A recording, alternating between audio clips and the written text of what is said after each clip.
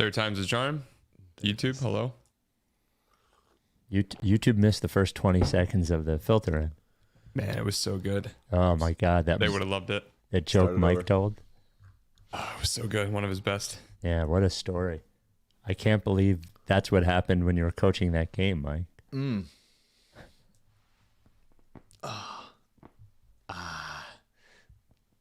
It's a lot of the start of this podcast is on weekend mornings is just like me groaning and cracking my bones, my old bones. Yeah, I'm now thinking about I don't usually think about that. There's only a couple of times. I think I did the podcast at 4:30 in the morning once because there was a playoff game and you had a thing, so you couldn't watch it live. So Yeah, we were on opposite days. yeah, that's bad. I was okay. We're too old for that. We can't be doing that. After 7 minutes or so, I was Howard Eskin. Oh, shit.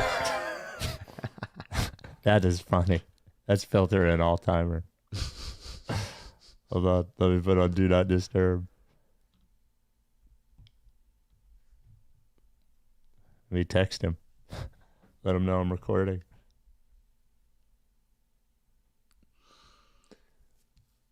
I'm trying to see in the calendar when that one pod that we did at like, I don't know if it was the 4:31 or if it was like at 3 a.m. or something. We did one like in the middle of the night one time. Yes, it might have been 3 that I woke up to do it because I probably had to leave for work by 5 or something. I wonder. I think Mike, you were still up from the night before, and then Spike and I had gotten up early. Miserable. The commitment to this fucking show, this dumb fucking team that never wins anything. I'm sure I was making a lot of good points. But yeah, I'm sure. All right. We always make good points. I mean, that's sort of the slogan of the show, right? It's Ricky Sanchez. We make good points. Yeah. I don't know that it is. Yeah. The Rights to Ricky Sanchez podcast, welcome, is proudly presented by DraftKings Sportsbook. Sign up for DraftKings Sportsbook by using promo code RTRS. And brought to you by LL Pavorsky Jewelers, where Rights to Ricky Sanchez listeners go and get engaged. Big Barker Therapeutic Dog Beds.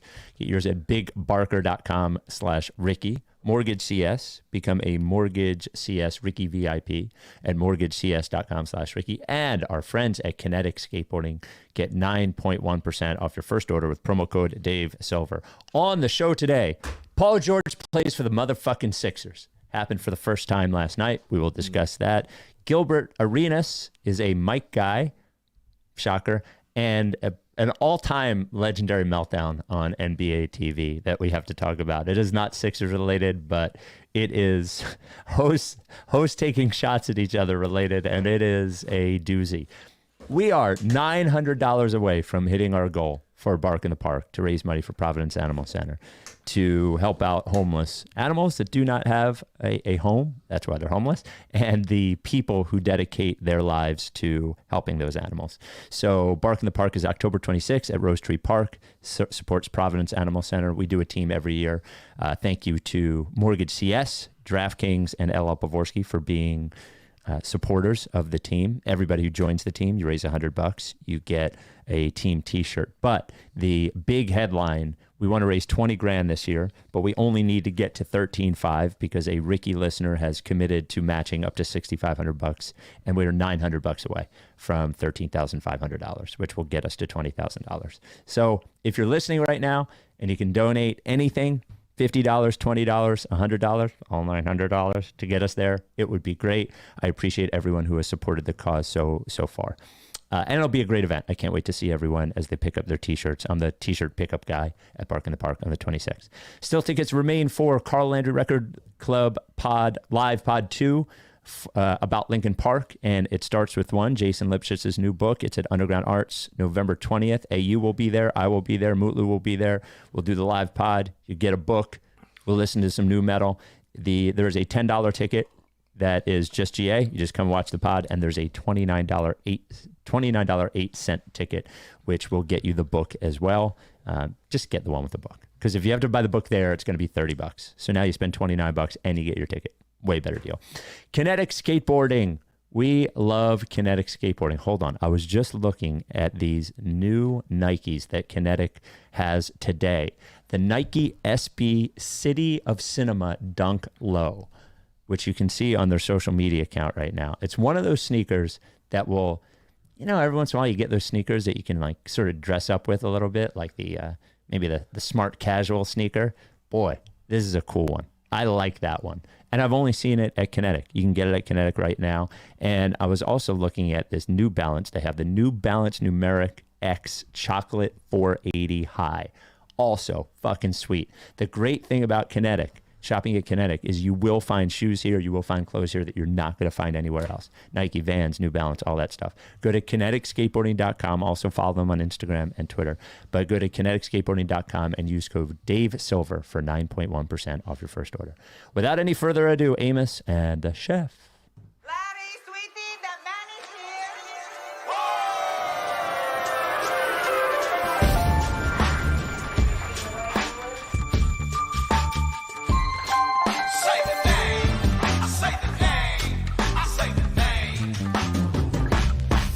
We were right, y'all. We were right. Even when it went wrong, we were right. We was right, y'all. We were right. So say the name. Say the name. We were right, y'all. We were right. Even when it went wrong, we were right. We were right, y'all. We were right. So say the name. Say the name. Say the name.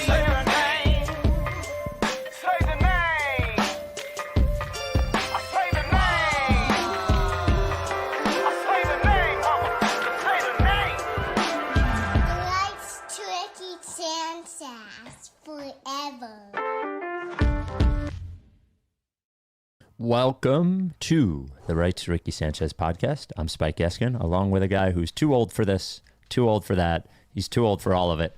Mike Levin. That's right. Here we are. Paul George has played for the team. Wow. Pretty hard to believe. Yeah. Pretty hard to believe that it happened. Yep. We finally got the third star who seems like he wants to be here. The little crossover into a step back that went in.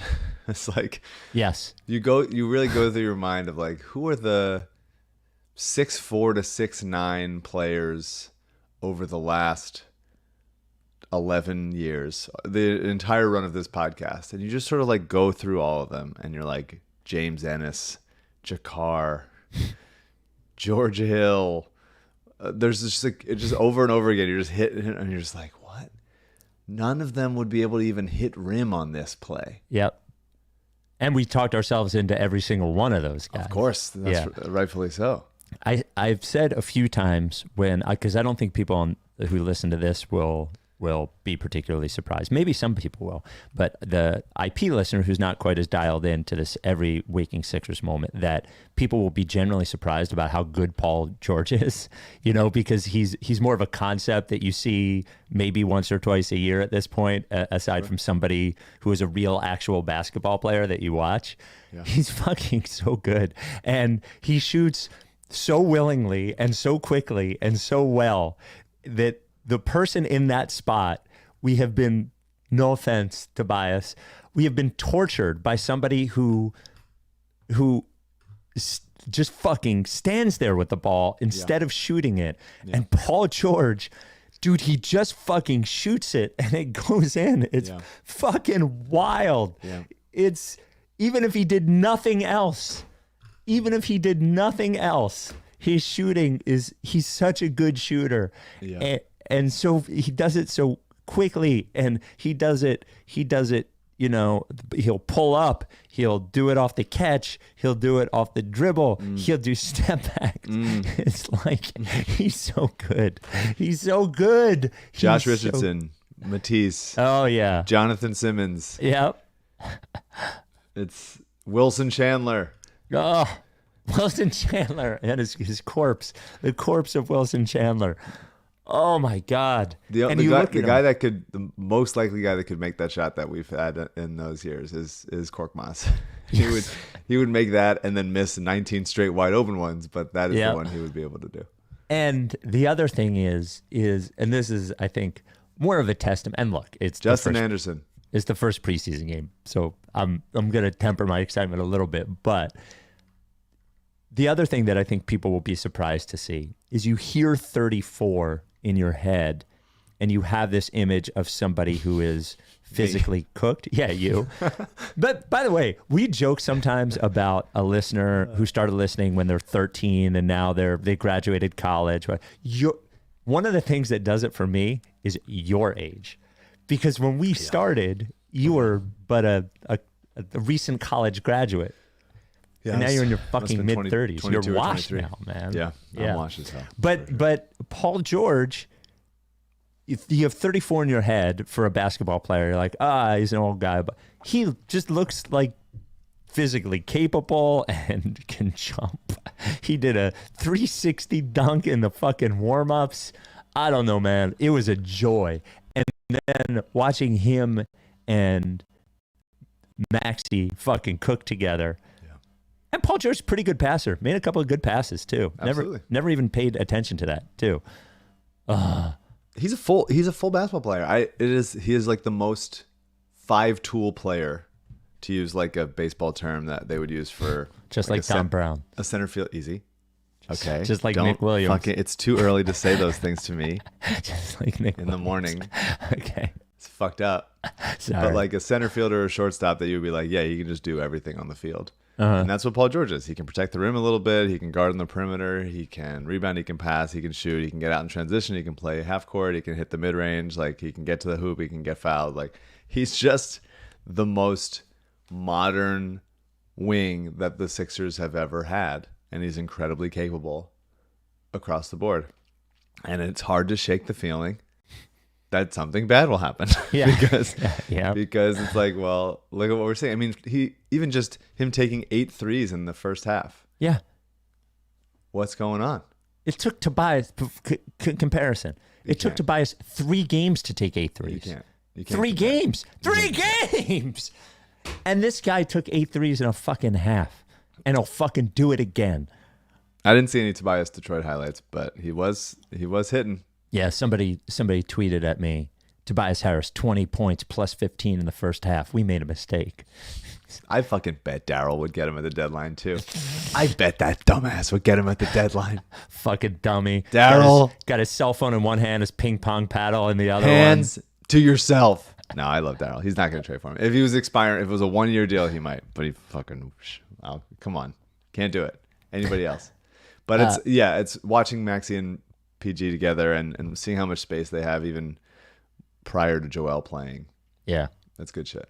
So the other thing that I thought while watching the game, there were 2 other big takeaways I took from it was, this is not a surprise, and I promise I'll stop saying it once the season starts, but watching Caleb Martin a little bit too, along with Oubre, Caleb Martin likes to cook a little bit too. I know that Oubre wants to be the plumbers, but like I might call them the chefs because they both like to cook with the ball a little bit. Mm-hmm. Is that the offense?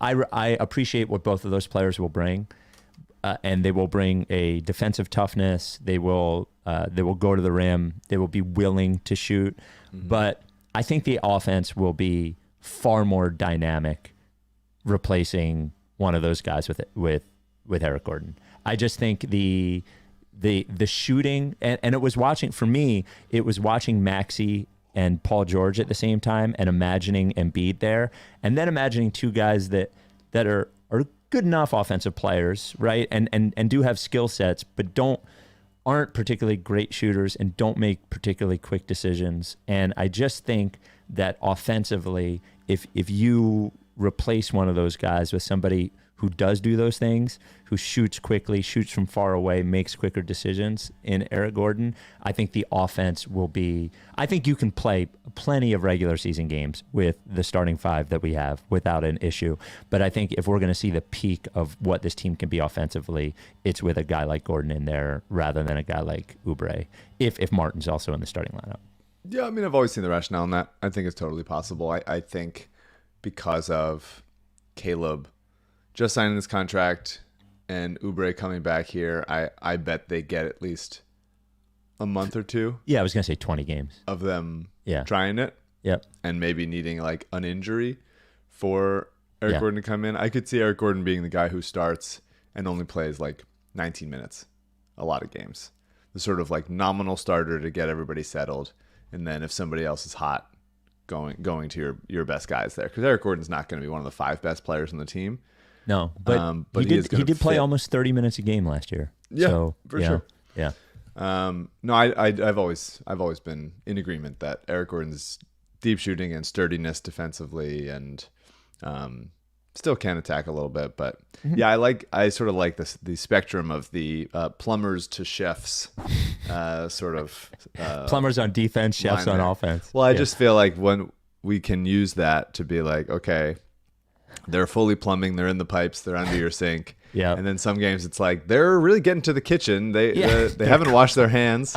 They're trying to do Yeah. both things at once, and that is a little difficult. So maybe hands off the paprika. Yeah. Don't wash the vegetables, please, friends. Yep. And maybe get back and clean those pipes. Yep. So we can work with that all season. By the way, if you're watching on YouTube now, please subscribe and turn on notifications. We're going to be, as the season starts happening and we start eventually doing pods after games, you're going to want to know when we're live. So you can subscribe on YouTube now and turn on notifications. And things might be a little bit weird because of my work schedule until Yes. Thanksgiving. But might be tricky. we'll figure it out here and We're gonna there. figure it out. We'll figure it out. But don't figure out subscribing on YouTube and turning on notifications. So the Rights to Ricky Sanchez podcast is brought to you by LL Pavorsky Jewelers. LL Pavorsky Jewelers, where Rights to Ricky Sanchez listeners go and get engaged over, we're 420 or something. Whoa, hey dude, 420 or so Rights to Ricky Sanchez listeners have purchased engagement rings from LL. They're all fucking thrilled. They're all LL zombies now. Now they stop by there all the time. One of the best things, I've said this before, about in life, as you grow up, you've realized this, Mike, you kind of need a guy or a gal for everything. You need a reliable plumber you can go to. You need a place that you always go for a good sandwich. You're going to be in a relationship for the rest of your life. You might want a jeweler. So if you buy an engagement ring from LL, then you can check that one off your box. Or check that box off your list. You have, you think about these hundreds of Ricky listeners that bought engagement rings. Well, they're going to want anniversary presents and fucking, hey, I fucked up, sorry presents and all those things. LL is your guy. And if you've seen him recently, he's gotten in incredible shape. So he's going to be around for a long time. Just turned 60. Karen, his wife, just turned 62, but they look fucking... I look older than both of them at this point. So LL is not only going to be the good jeweler that sells you your engagement ring, but can be the jeweler for the rest of your relationship. And the engagement ring thing, I know that can be a scary thing. You're spending a lot of money. You have to trust whoever you're buying it from because you don't know shit about diamonds. LL knows all that stuff, and he's not going to pressure you. And whether you're going to spend $1,000 or $100,000, he's going to treat you the exact same way, and that is awesome.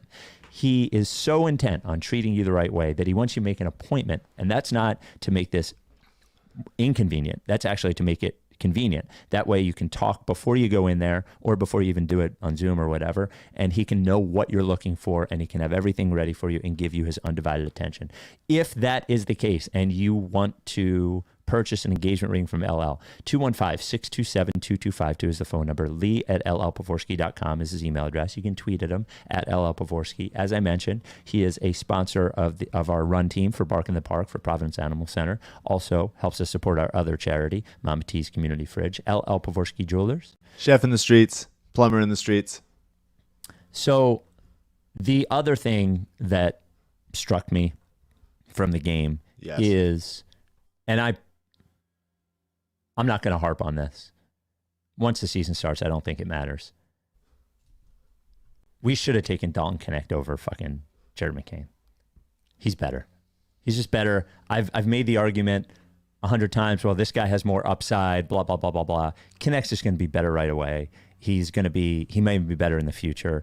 And I just get so many fucking Evan Turner-ish things when McCain drives. Now, for us, I don't think he'll be much more than a spot-up shooter if and when he plays, but it really seems like there was an obvious decision to make right in front of them, and they made the wrong decision. Just want to get that out there. Yeah, I would have been happier with Knecht. Would have been happy with a couple other guys.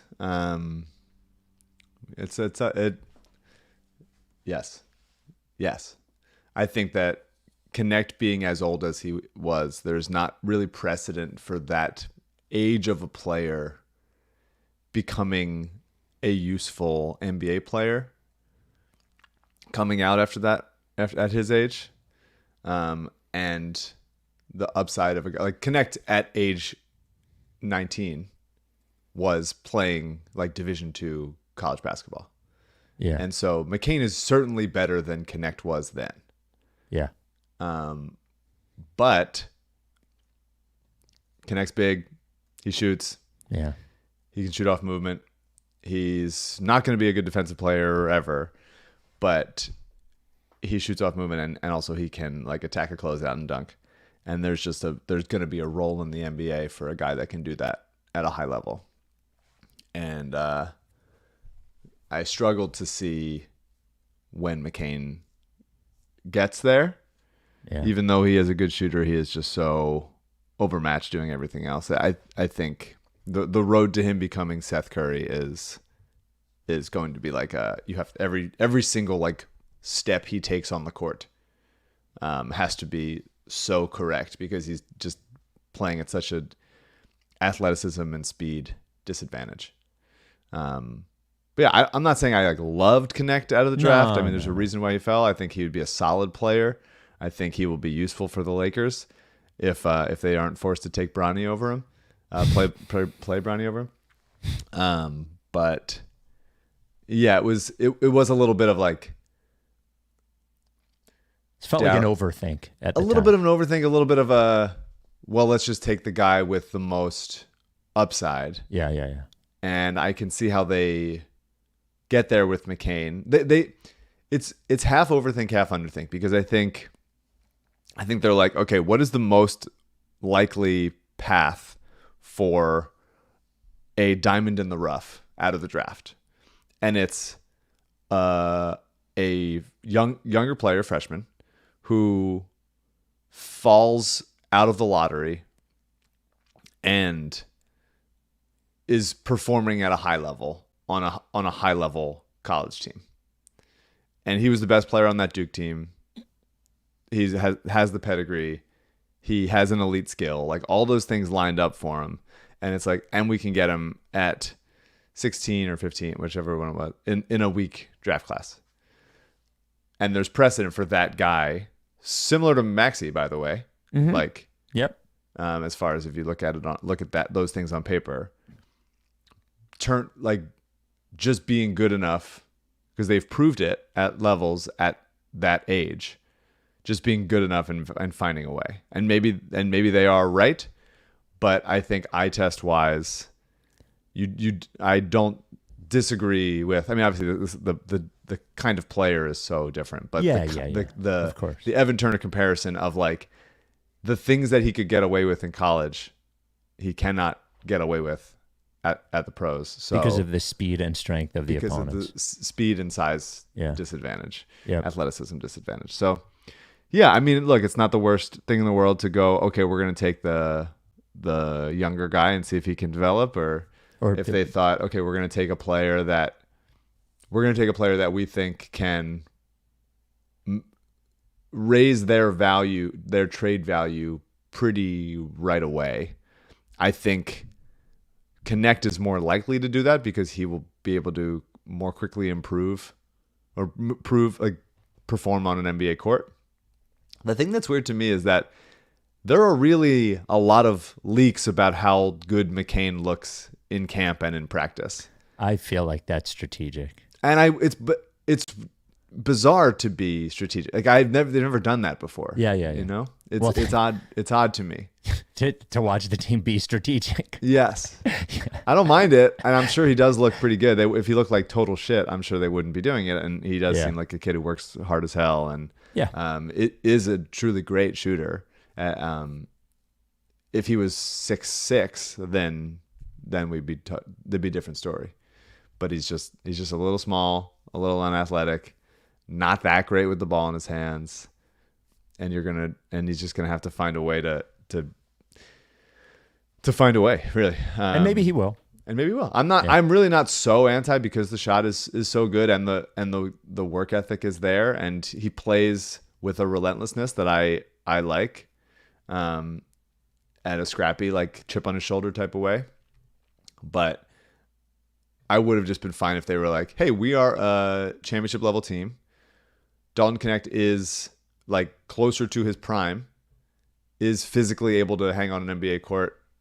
He could enter the rotation and just be a useful player for the next 4 years, even if his ceiling is always like 7th or 8th man because he doesn't play enough defense and is never going to be like super dynamic with the ball in his hands.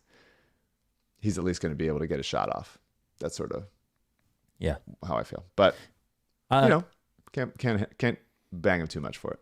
Also, a little Gershon Yabusele as the playing center, which this is finally happening for me in a way that like almost this is a bigger deal to me than Paul George. Also, he's playing. So strong. He's very strong. He's like, I know we are Josh Hart.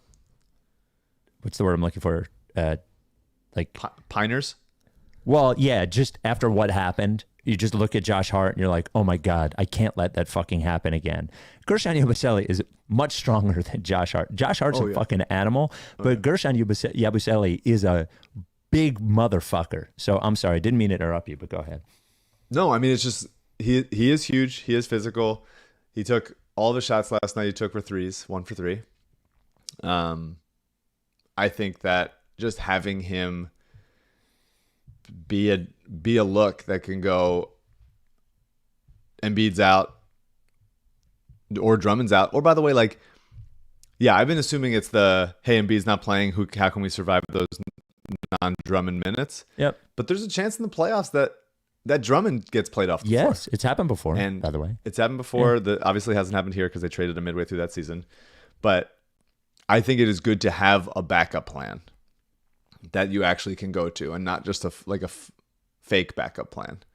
And they're going to give Adembona looks. They're going to let him grow in the G League and play some here. That's great. But having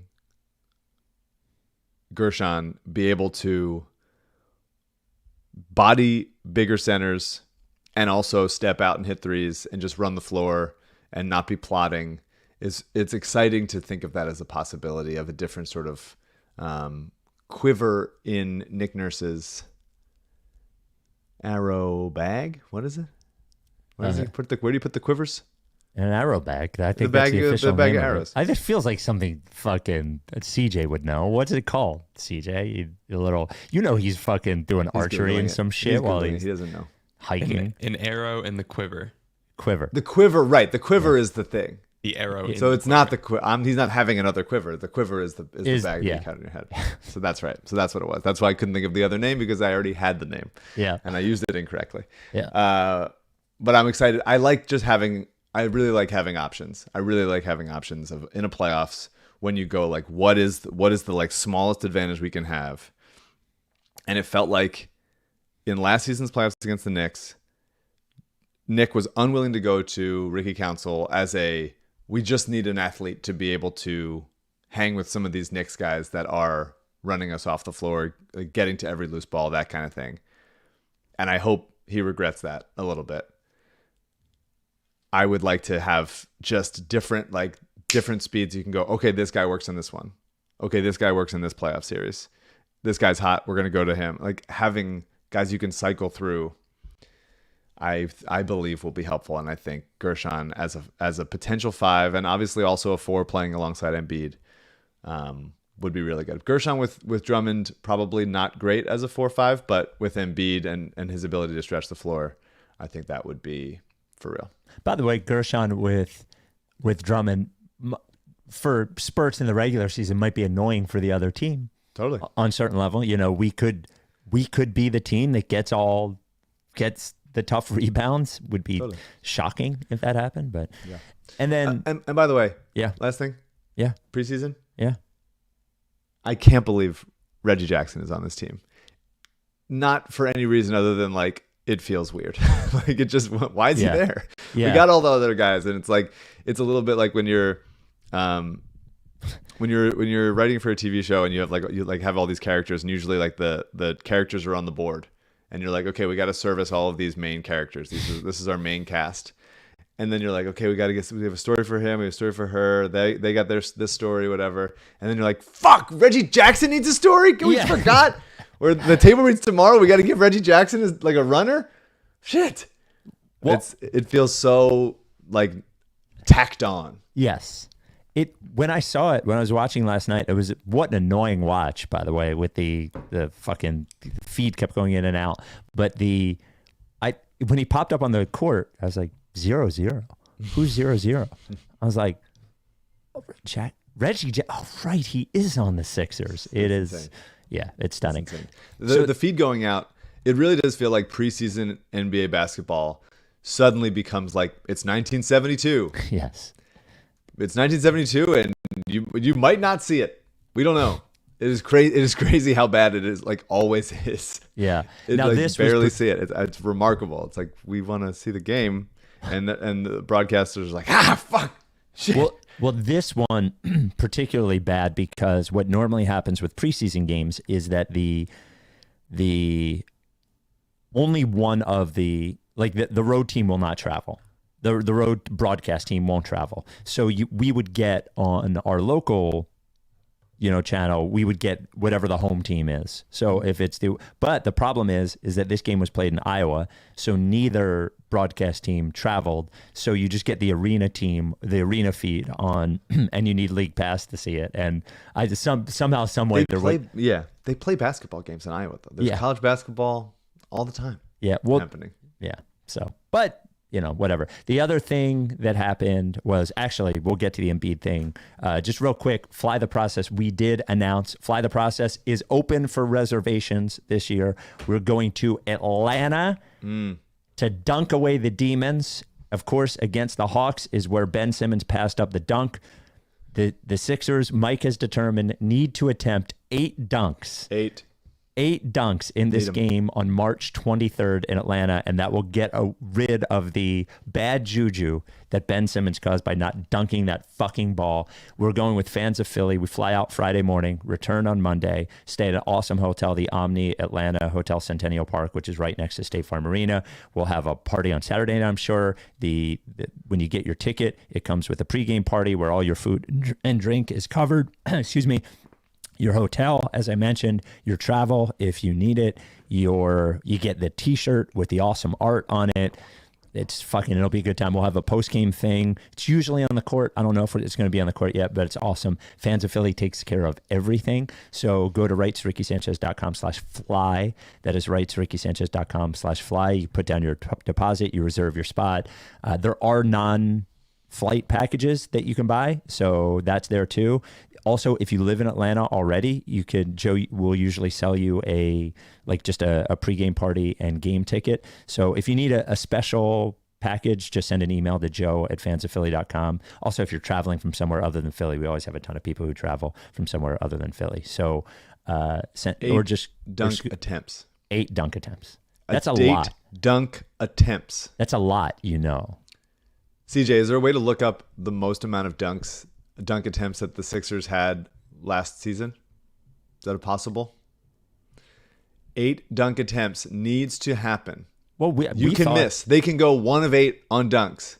If Kelly Oubre can get 5 assists in a game, we can get 8 dunk attempts in a game. I think that's entirely right. And I need a couple from Drummond. You need a couple from Oubre. Caleb Martin's good for 1. Yabusele is good for 1. Imagine the fun of us in the crowd cheering after every dunk and how fucking crazy we're gonna go. Yeah. When there's 1 dunk to go, and Oubre will want the cheers, so he will do it. He'll probably KJ miss Martin, number maybe. 8. It's gonna be like the last one would be like an Oubre or a Paul George light flush that he does his hands don't touch rim, so it kind of doesn't really even count as a dunk. Yeah, but I'll count it. We'll be generous. We'll be generous with the scoring. I just need 8 attempts. So rightstoRickySanchez.com/fly. It's always a good time. Atlanta's a good trip too. So it's not a different town. We haven't been anywhere like in the Southeast. So that'll be fun to go to. So last thing from the Sixers, camp / preseason is, I know this is not something to worry about. I know intellectually it is, but man, if hearing him say it didn't make me want to throw up. Here is Keith Pompey talking to Nick Nurse about whether Joel Embiid is going to make the trip to the other preseason game. I noticed, is Joel going to make this trip?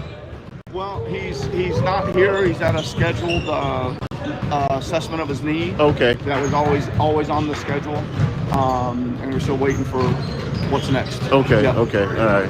Thanks. Yep. You good? I don't like scheduled assessment of his knee. I don't hear it. My audio actually was not working for that. Okay. And for none of the listeners as well. Okay. Well, that's fair. All right. Not acknowledging it is fine too. Nope. The Rights to Ricky Sanchez podcast is brought to you by Big Barker Therapeutic Dog Beds. Had a little problem with our new dog last night, over the last 2 nights. Scotchy has her own Big Barker. Sometimes she will sleep with Rebel and his Big Barker. Last 2 nights, she's gotten up from the Big Barker and gotten in the regular bed, lays her head on my pillow immediately. I'm okay if that happens at 2 a.m, 3 a.m, not immediately. So we had to do the thing that we initially did with Rebel. Put the Big Barker in our bed, sleep with our legs bent so she can get used to the Big Barker again, and then put it on the floor. The reason a Big Barker is so important is because your dog's health is important. And a bed, believe it or not, I know you don't think of this off the top of your head, but a bed can affect your health just like it can affect your dog's health. If you slept on a shitty mattress, if you slept on the floor, if you slept on a pillow, if you slept on something that wasn't supportive, you would feel like shit the next morning. And if you did it for your whole life, the aggregate of that would build up and you would be in worse condition. And that's what happens with dogs. That's the problem that Big Barker solves. Go to bigbarker.com/Ricky. bigbarker.com/Ricky. Learn everything about the Big Barker, which is just a higher quality bed engineered by experts to keep your dog's joints healthier. But you go to bigbarker.com/Ricky, you get 2 Process Pup patches. This, if you're looking at it, this black and white one, but you also get a red, white, and blue one. You also get stickers. You also send us a picture, your dog on the bed with the patch. Process Pup forever. But the best part is you get a bed that will last a long time, 10-year warranty, the foam doesn't flatten, or they replace it for free. And you get a bed that is going to, and also looks great, comes in all different colors, looks nice, looks high quality in whatever room it's in, but it's going to keep your dog healthier and happier. Whether it's a young dog and you want to set that dog up for life, or whether it's an older dog that's starting to, Scotchy's 4, Rebel's 10, whether it's an older dog that is starting to feel the effects of arthritis and you didn't know this before, but you know it now, you can help that dog now. And from tiny dogs up into giant dogs, they have a dog that'll fit a bed that'll fit a 150-pound dog. So again, bigbarker.com/Ricky. I mentioned a 10-year warranty. There's a 1-year at-home trial as well. If you can't get your dog to sleep on it for whatever reason, they will give you a full refund. They'll even pay for the shipping. It's handmade in the USA. Big Barker Dog Beds. All right. Mike, I think you're really going to enjoy this. So we got this email. And he preferred, as you'll hear at the end, to be anonymous, to write to rickysanchez@gmail.com. I'm not even going to say the state that this person is in. He said, this week at work, I got a meeting invite from my boss's boss, ostensibly to ask my opinion about how AI will impact our company's digital ad strategy, which is my job. Oh, God. Valid topic. I prepared extensive notes. The meeting was like a bad joke. He shows up 5 minutes late, immediately turns his camera off to leave and clearly go take a piss. Then proceeds to Wait, how do you know you went to take a piss? Yeah, who knows? Well, when you're in a meeting with somebody and the camera goes off, something's up usually. If it's for a second, whatever, they got to talk to somebody in a room, but extensively, that guy's taking a piss or, doing something worse. Shows up 5 minutes late, immediately turns off his camera, then proceeds to spend the entire time demonstrating this AI thing, Notepad LM, that will turn any document you upload into a, quote, podcast between 2 AI people. I don't know what that has to do with digital ads, but apparently it portends the demise of Google, so we should stop spending money on paid search. Anyway, I thought I should warn you guys that your days are numbered. I also wanted to share the best thing I've ever seen created by AI, which was output from this program up after I uploaded a description of the Ricky. The audio file and the original prompt are attached. I hope it brings you as much joy as it did me. Long live August, and here's to corporate executives spending the rest of their miserable lives listening to fake podcasts based on the work of their real employees. Please keep this anonymous. There are some people I don't care for who listen to this podcast. I love it. I like the email very much. I'm nervous about what I'm about to hear. So first, I'm going to give you the prompt. So what the AI, or what this audio we're going to play is a reaction to this prompt. So the prompt basically says, have two people talk about this. So this podcast is not us. This podcast is a podcast who has read the description that this person gave of us. So here's the prompt. Very funny. And by the way, this audio is 2 minutes long. We have to listen to all 2 minutes because it is very funny. So, two aging and increasingly desperate white men from Philadelphia broadcast bi-weekly therapy sessions live in which they pin their hopes of happiness to an unhealthy but lovable giant. These two men, Spike and Mike, have amassed a following of similarly desperate people, 82% men versus 18% women, who tune in the hopes that seeing the reflection of their own insanity will help them come to terms with it. These broadcasts started 11 years ago, and unless one of them dies, it's unlikely that they will stop. So I believe that's isn't that the wrong use of biweekly? Well, biweekly is both, believe it or not.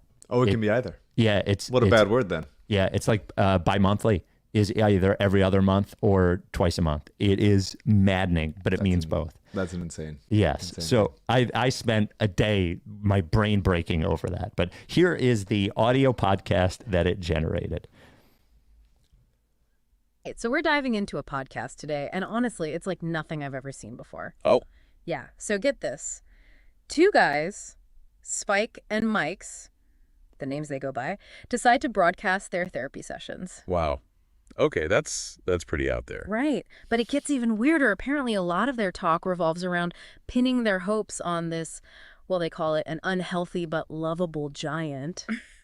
I mean, what even is that? See, now that's what grabs me. It's like, on one hand, you've got this very public display of vulnerability, which we see more and more these days, but this giant thing, that adds a whole other layer of, I don't know, almost like a shared delusion. And people are into it. That's the thing. This podcast, it's been running for 11 years. Can you believe that? 11 years of therapy sessions, publicly. Publicly. And they've got a dedicated following. Our sources say 82% of their listeners are men, which makes you think. Yeah. What is it about two guys in therapy that draws that kind of demographic in? Well, it could be a lot of things, right? I mean, men are often told to just, man up, bottle it up, all that. Maybe this podcast, it gives them a way to connect with those emotions without, feeling judged. Sort of like what do they call it? A parasocial relationship. Exactly. They're listening to these guys week after week, hearing their problems, their anxieties. It's almost like being a fly on the wall, in a safe space. And the giant, where does that fit into all of this? That's the million-dollar question, isn't it? Yeah. I mean, is it a metaphor? A coping mechanism? Huh? Shared delusion. It's never really spelled out, which just adds to the whole mystique. You know what strikes me? The source material keeps mentioning how desperate these guys are. Oh, absolutely. It's a recurring theme. Mm-hmm. And I think that's key to understanding the appeal. Life is messy. People are struggling. And here are these two guys putting it all out there, hoping against hope that this giant, whatever it represents, will come through for them. So it's less about the giant itself, more about what it represents. Right. It's that glimmer of hope that someone is out there that might make it all okay. And maybe, just maybe, that resonates with people, especially in today's world. And the fact that it's been going on for 11 years. Exactly. That says something, right? In a world of endless content, this weird, unconventional podcast has found a way to not only survive, but thrive. All by tapping into something very human, I guess. Absolutely. The need for connection, for vulnerability, for hope, and the fact that it's two guys talking about their feelings. That's what makes it truly revolutionary. So there you have it. It's more than just a podcast. It's a glimpse into the human condition. And who knew two guys, their therapist, and a whole lot of talk about an unhealthy but lovable giant could be so profound. Something to think about. Now, they did nail the sucked. shared delusion and desperation. Yeah, they obviously stumbled on a couple poignant things, but that sucked and I hated it. Hated every second. Brutal. So, What a worthless yeah. technology. So I would have never thought of Gilbert Arenas as a mic guy, right? Hasn't he said a bunch of dumb shit? He has. Okay. But this, and I actually loved Gilbert Arenas as a player. I thought he was an awesome player. I thought this was particularly Mike guyish. So here is Gilbert Arenas talking about Joel Embiid and why Joel Embiid is perceived the way that he is. 20-something from years from now, because nobody's going to remember this part in history that this came in and he lost his MVP because of a rule, he's not going to be put into history fairly. And it makes me think about the past, things that happened in the game that we are looking at these stats as legit. And some of these stats for people weren't legit because something happened to someone else. And he's going to be one of those guys. He's probably the best player in the league. Him and Jokic is fighting for who's number one. And I don't think his legacy is going to mirror that he was this dominant. That close to Jokic. Yeah, Dominant. like he was this dominant. Like when you're talking about them two battling each other, Embiid has beat this man's ass. If you put the 65 rule in and then go back across the board. And penalize and weight everybody else's accolades based on that. You will see a lot of these accolades would have been taken away. Because for the most part, all these all-NBAs and all that stuff, I'm sorry, but you want me to vote. Yeah, he played 58 games. His 58 games is more powerful than his 82. That's why we voted for him. So you're trying to, the 65 games is for the athlete, but it's for the voters too. Basically saying, no, you can't use Embiid, go somewhere else. You know what I mean? Because obviously these guys are getting voted in with 55 games, 50 games. To that voter, they thought this was more powerful. Yeah. Right? This has nothing to do with if we would have said Embiid is MVP last year and he only played how many games? 39. 39, somebody would have voted. They would have been like, yeah, that's still MVP. Because when he was out there, he was killing everybody. That'd have been crazy. There you go. Gilbert Arenas, not an availability guy, an ability guy. Yeah. I do think that it would have been insane to 39 games. Enough. Is not enough for MVP. And I also don't think like 50 some is. Unless it's so hands down. But I don't particularly care about the awards enough to go like to get worked up about it. But I do think his perspective about what it does for the awards is because when people look back in 10 years or 20 years, all NBA's awards, they help tell the story of what happened more than as much at, maybe not more. There's championships, there's wins, there's, statistics, but awards tell the story of a season in a certain way. And I actually don't mind the game limit thing, but of course it's been, it helps solve a problem for voters that this guy played 75 and was not quite as good than this guy who played 58 and was better. It takes that weird math out of their head without having to use another weird statistic. But I think it will in time, maybe people will not remember how good Embiid is because he will have few of those accolades, I think. Fewer of those accolades. Maybe. Maybe. I think playoff success will certainly be the major dividing line between that happening or not happening, and also how long his career continues to go. If he does play another like 6 years, then the numbers will be impressive. I don't.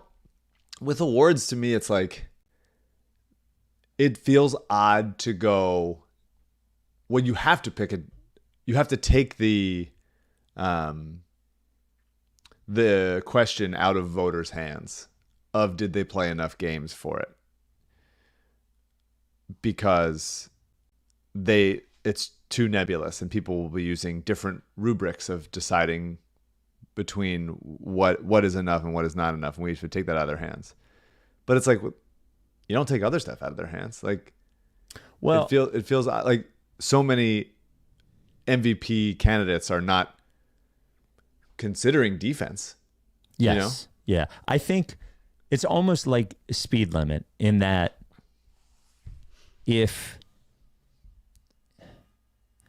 like you need a number, that 65, well, when you're driving on a highway, 65 doesn't feel like enough. If you're on the Jersey Turnpike, there's no one there. You're going to go 75 or 80.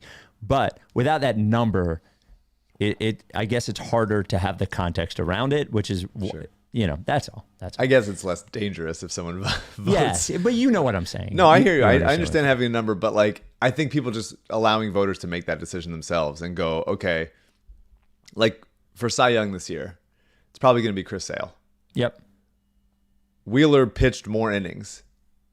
And that to me that's not availability. That is like, even though that's part of it, that's like he getting more outs.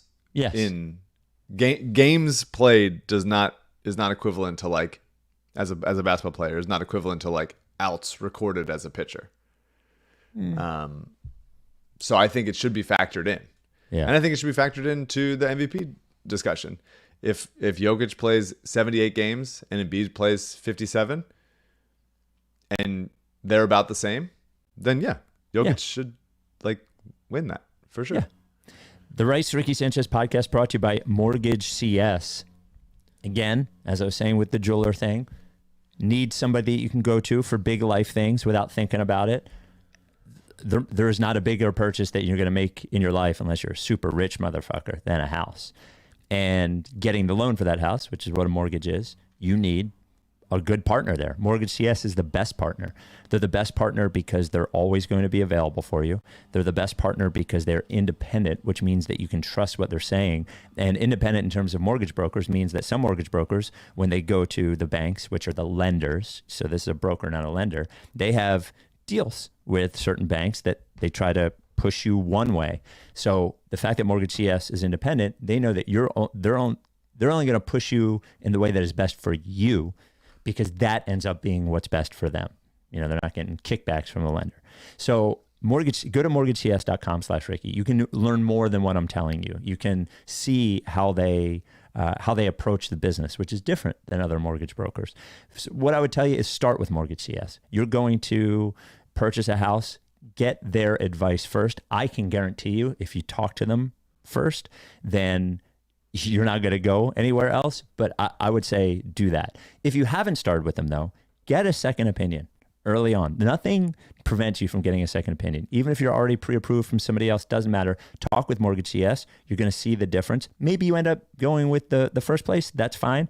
But don't wait, and also don't listen to a realtor that tells you, oh, you got to work with my mortgage broker, because they can't do that. And don't listen to a realtor that tells you it's too late to get a second opinion. It's never too late to get a second opinion. Call or text Ben, who is their CEO. I'm going to give you a cell phone number, 267-391-7425. That's 267-391-7425. Or go to mortgagecs.com/Ricky. They are your choice for buying a new home, refinancing, debt consolidation, MortgageCS.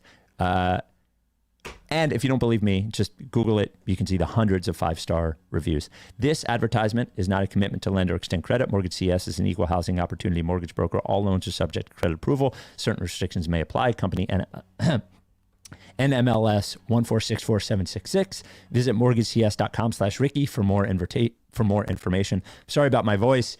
Allergy time is hitting the area. The leaves are turning and my voice is in trouble. So, one last thing connected to the Gilbert Arenas thing. We got an email from Patrick, Rights to Ricky Sanchez @gmail.com. Spike, Mike, CJ, and Daryl, longtime listener, first-time emailer.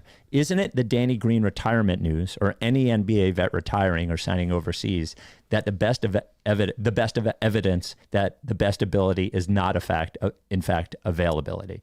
It would seem that ability reigns supreme, because Danny Green is available. He's available. And nobody's signing him. So available. Non-basketball question. Do you cross-brand? For example, do you care if you wear Nike socks with Adidas pants? Also, how would you feel about wearing team gear if you're not a fan of that team? I would do team gear if it's like a cool look. Whether it's like a non-rival, I think. Yeah, non-rival, whether it's like a throwback or like sort of an elegant, like you don't know that it's a Yeah, I have quite this as much of that. this sitting here. When I was in LA last time, I saw this Angels hat. I thought it was pretty That's fucking cool. Yeah, something like that. Yeah. So I have all different. I don't wear rival gear, but I have like Cubs hats. I have a Raiders hat, all that kind of stuff. So, and I probably wouldn't wear something that had like two prominent brands because then it just feels like you're a billboard. Yeah. But I wouldn't like. I wear like socks and pants or socks and shoes that are not matched or whatever. Yeah, I think that is fair. I think Hugh Douglas was saying this the other day at work. Hugh will not mix, or won't go out with mixed brand on. But I'm not Hugh. Hugh and I live life differently. So, yeah, I wouldn't wear a big Nike T-shirt with Adidas. Big Adidas shorts, with big logos on them. I think that makes you look like a weirdo more than anything else. I don't like to be going out like saying something with my clothes. I generally don't like to do that. I like to be low-key. I wore a Writers Guild on strike shirt because it's a comfortable shirt, and it was a laundry situation to the lot that I work on. And you wore your HBSC penny over top of it, and there was the conflict right there. No. Yeah, I'm wearing a penny to work all the time. I'm showing armpit at work, and I'm walking around the lot, and I'm like, I'm like obviously very pro union, and I'm proud to be in the guild, but it is a little bit more like it feels like I'm fishing for looks. Yes, kind of a way. I'm just like I don't want to be doing this. Just generally, I don't want to be like, well, that guy wants to be seen. Like that's not really my intent. So my clothing choice is a little bit different than yours. I do wear a lot of band t-shirts that are noticeable. But one thing I won't mix now that I'm thinking about it, because I'm looking at what I'm wearing now. So I'm wearing a George Michael t-shirt, and I do have hats from musicians. I will not wear not even the same or different. If I'm wearing a musician shirt, I won't also wear a musician hat of a different musician. So not that they're in conflict, but it makes me look like I am a billboard, to your point, like I'm advertising them rather than I'm a fan of them. So I don't know if you saw this, Mike, and if you're watching, if you're not watching, it's worth watching the visual of this. Yeah. Listening it makes to me it very uncomfortable. is also good. This kind of thing makes me very uncomfortable. Well, now you know what it feels like when people are listening to the pod and we have an argument that goes. It's never been this bad, dude. Yes, it's never even been close to this bad. Yeah, well, this is so great. So I saw this last night. It was on NBATV. I don't know the name of the actual host. The other guy, Sam Mitchell, the former NBA player, Sam Mitchell. I don't know who the host is, but man, it is so good. There's obviously friction between these guys, and it came out, and it's so good. So I would recommend, if you're just listening to the pod, it's fine listening to it. It's definitely fine listening to it. But watching the other guy squirm and watch Sam Mitchell decide to keep it going is so good. Chris Miles, that's his name. Chris Miles. But thank you, Kay, in the chat, who said that. All right, here you go. Hey, Sam, what do you think about the fact that Steve Kerr doesn't get there as head coach? Yeah, I saw that. The coaches don't get medals. I guess it just tells you what international, how they value coaches. Not at all.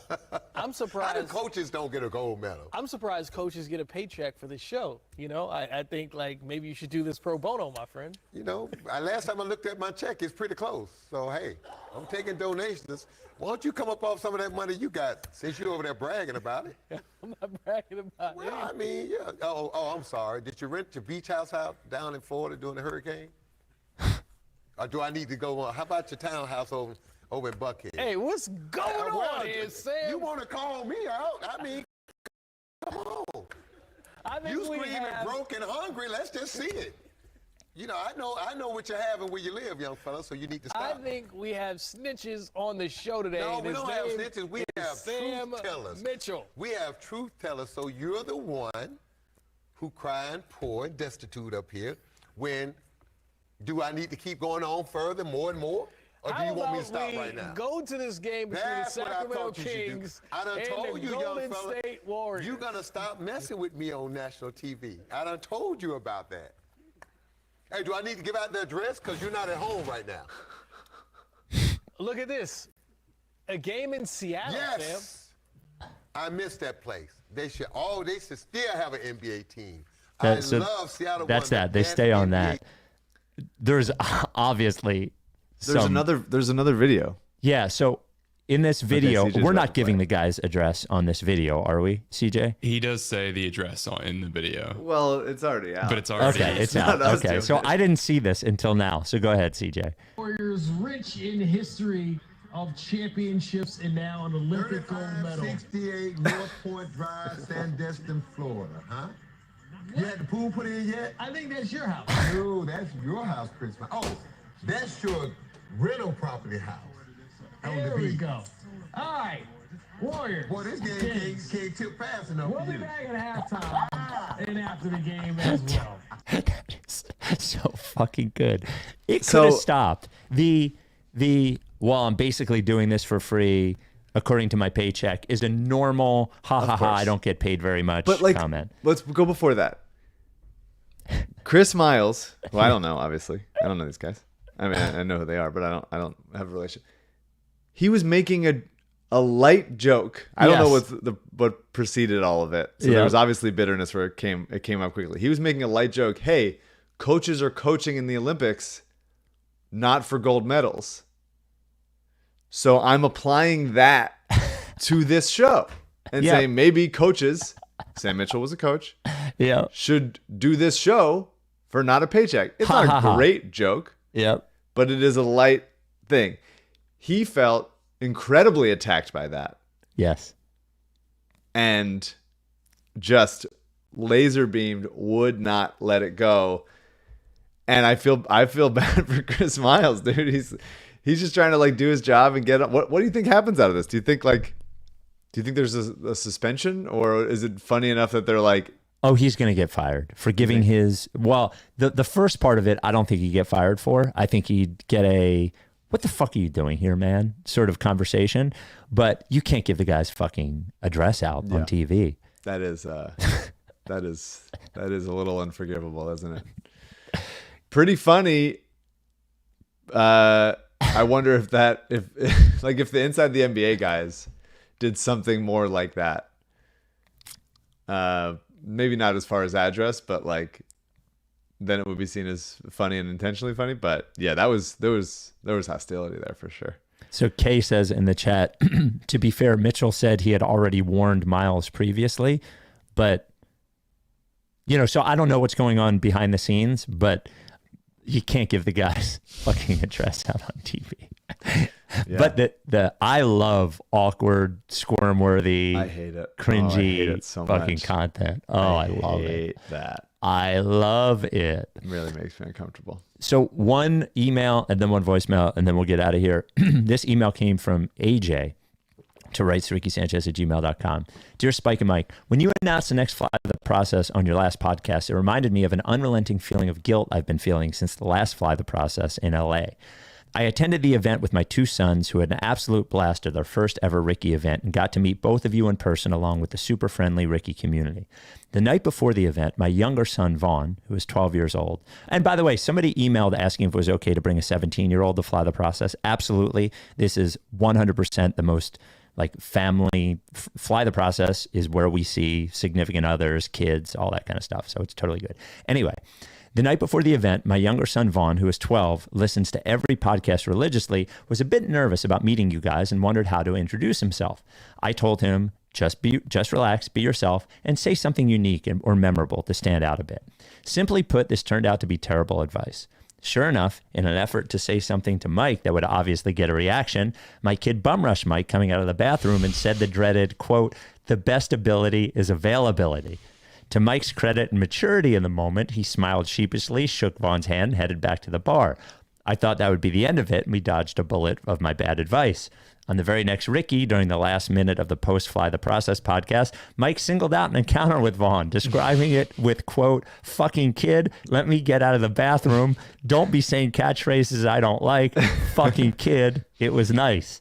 Anyway, sincere apologies. It was nice. I remember. I think on that fondly. I'm sure I was joking about it. I don't think Vaughn did anything wrong. Yeah, he says, anyway, my sincere apologies for Mike for unintentionally setting up the chain of events that led to his inauspicious exit from the bathroom. Thanks for handling the entire thing with class, and beers on us next time you're in San Diego. I assured him, like, that is the best way. Like, this kid now has a fucking story. Yeah, I remember that. Yeah, he was so proud to say it to me, and I was like, well, obviously you know that I disagree with this.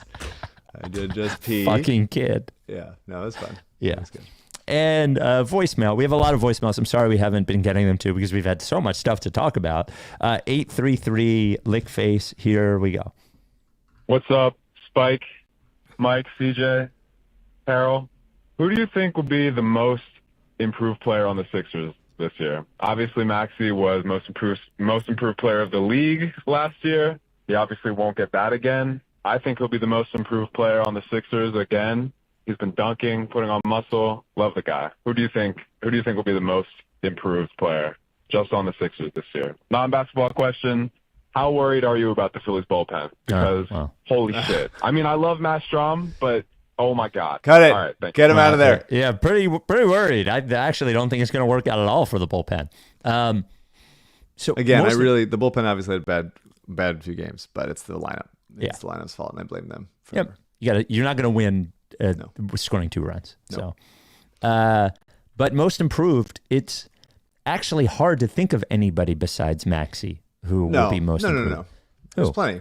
Well, it's limited options because Ricky players on the major roster are new. Yeah. You could say Yabusele could do it. You could say that the rookies could take a step forward over the course of a season. But it boils down to Ricky Council or KJ Martin. Oh yeah. I think there's a chance. I guess the dark horse thing. Ricky is, second year, full NBA contract, knows what he needs to do to get NBA minutes. He knows he needs to hit, catch, shoot jumpers. He knows he needs to get rebounds, play defense, all that stuff. So I would love for Ricky to be the guy. KJ is obviously trade bait, but is also helpful in the way that he's helpful and pretty much knows what he can't do, which I like out of a player that has that kind of size and athleticism. My dark horse answer would be Kelly Oubre. And not because he wasn't great last year, he was, but I believe that he will shoot a significantly higher percentage from 3 than he did last year. Just because of the other shooters on the court? Because the other shooters in the court, even last year, a lot of his minutes were without Joel since Joel missed half a season. But when there is Maxey, PG, and Embiid on the court and Oubre is there, he is going to be wide open from 3. And I would love for him to shoot in the high 30s on probably not massive volume, but 4, 3. That'd be great. Yeah. That'd be great. So I would say if Oubre once again, there's a chance his defense takes a step back because he was so engaged last season, whatever. But I would love to see like a positive regression for Oubre. He shot 4.8 threes a game last year. I think 4-ish is reasonable at 31%. If we can get that to like 37 on wide open looks, almost never pull-ups. I would love for him to never take any off the dribble threes. Just catch and shoot from the corners, from the wings. When Maxey or PG or Embiid has an advantage and they kick it out to him, I would love that. So I would say that's my sneaky answer, and the obvious answer is probably Ricky. Maxey's just going to keep getting better, but so for what it's worth, he has never shot 37% from 3. Never played with this many good players. Yeah, that's fair. He shot 35% in 1920 with Phoenix on 5.5 a game. That was his most. Year before, 32% on just over 5 a game. Yeah, and he's like 31 to 35 usually. Yeah, over the last like 8 years. His year in Golden State, where he played 50 games, played 30 minutes a game, 31% on 5 a game. Oh, wow, shot 7 a game in Charlotte, but that's a different animal. I would love wide open looks. I want some of the, like, you know, the percentages of how, or like the averages of how much space players have to get their shot off. Yeah. And like Matisse is obviously has like the most space ever. Oubre, both because of his driving ability and he can slash and get to the rim so quickly and elevate, and because of how open he'll be. I would just love it. I mean, I'm predicting that he will have open looks, and hopefully he hits them, and hopefully he's working on those catch and shoot stuff, because that'll help him stay in the league for a lot longer, even as his athleticism starts to go sometime in the next like 4 years. But like the defense is great. The effort is great. The dunking is obviously elite. If you can get that, if you can start to become a little bit closer to 35 consistently, 37, that'd be huge. I would love it. All right. Well, is it still August? Paul George has played for the Sixers. I think it might not be August anymore. I think this is it. I think that's it. I think August is over. Well, maybe the next game will be August, because it will be non-August, because a preseason game where you can't really see the game feels pretty Augusty to me. We only have one more podcast together before the regular season begins. Oh my God! Because we have a podcast next weekend I'm not there. Yeah, we have a podcast on Tuesday, and then you're not here next weekend, and then next podcast is after Sixers Bucks. So that is maybe we declare next podcast the first non-August podcast. Yeah. There was a metal band that had a song called The End of August. I love the song. 36 Crazy Fists. Maybe, I know you're a huge fan. I'm a big metal guy. Yeah, big 36 Crazy Fist fan. By the way, great album. But sheet metal. What's that? Oh, sheet metal. Yep. Snow-Capped Romance. If you're looking for an album that is somewhere in between real metal and new metal, the Snow-Capped Romance, 03, 36 Crazy Fist. Okay. Well, one pod away from the end of August. We will talk to you next time. Are you down with TTP? Yeah, you know, lick face.